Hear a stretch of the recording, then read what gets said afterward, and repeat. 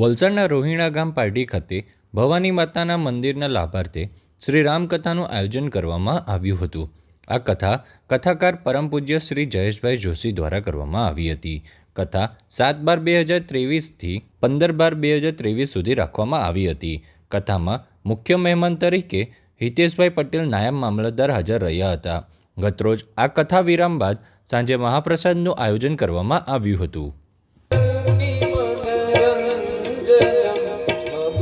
ધરતી પર પડ્યો ત્યારે પહેલી વાર કહા રામ અને સીતા ઉપર